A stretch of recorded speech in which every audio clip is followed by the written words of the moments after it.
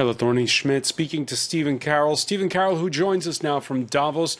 First day of events, and the highlight so far, that big speech by India's Narendra Modi, as well as that by Canada's Justin Trudeau.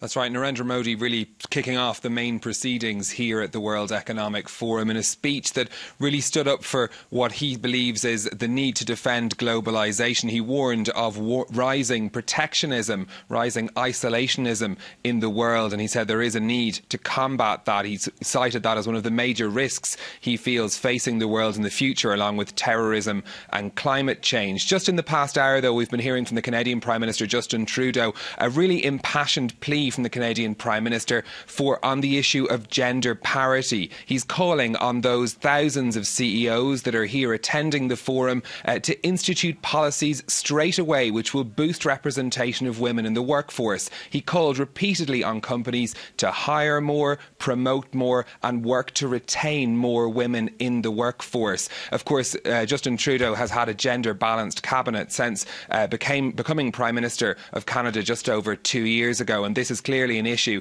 that's very important to him, and it was the central theme of his speech, which lasted around half an hour at the Congress Centre here in Davos. Well, to talk about that and more of the issues at this year's World Economic Forum, I'm pleased to say I'm joined by Philip Jennings, who's the General Secretary of the UNI Global Union. Philip, thanks for being with us. Thanks for the invite. Justin Trudeau's call for gender parity, do you think it's going to make a difference? I thought it was the best statement of the day. We have seen too much economic violence against women.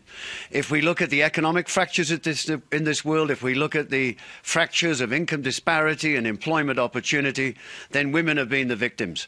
And enough is enough, quite frankly. Patience has run out, and we need more people to support the call of Trudeau.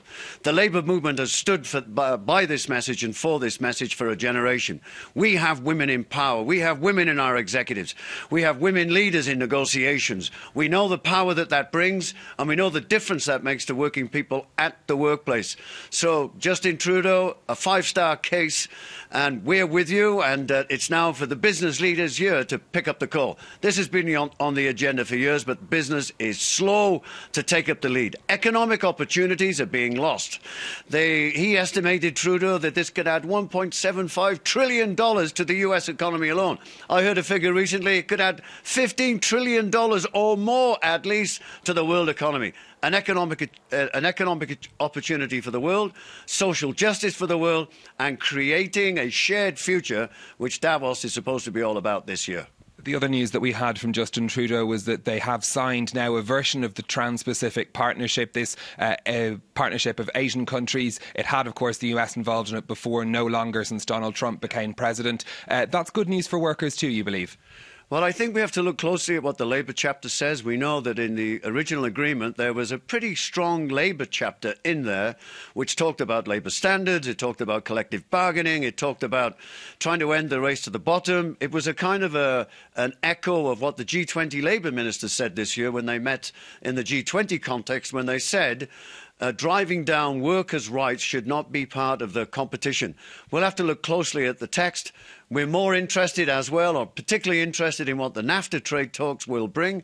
And will Mr. Trump actually put in there cast iron commitments on labour standards so that his labour standards could be perhaps brought up to the level of Canada, which they are not at the moment. In fact, he's making a bonfire to burn the labour regulations that exist, which would have a heavy penalty on the American workforce. Just very briefly, we're of course going to hear from Donald Trump on Friday. What are you expecting to hear from him? Well, if he bangs on about the America First policy, he will then, I think, present more fake news about what this means for the American worker. And the promises that he made in the campaign have not been fulfilled. And I expect him to give a vision of the America First, which is not witnessed by American working people. The tax policies that he's introduced, 83% of those benefits will go to the top 1%.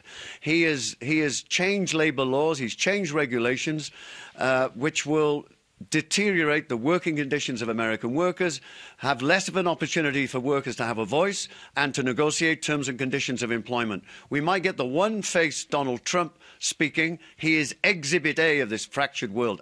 But All I can hope is that his exposure here, where people talk about interdependence, where people talk about trying to seek common solutions to the problems that the planets face, maybe he'll go back with something to think about. OK, and we'll, of course, have live coverage of that on France 24 this Friday as well. Just before we go, a quick look at what's happening on the markets for you. Mixed close on the European share markets. London and Frankfurt, rather, seeing some gains. Paris closing in the red. In the United States on Wall Street, we've got the Nasdaq, the tech-heavy Nasdaq, hitting a record high after a surge in shares of Netflix. We'll have plenty more from the World Economic Forum throughout the coming days. And, of course, you can see all our coverage on our website. And we look forward to it. Stephen Carroll, many thanks for that live update from Davos.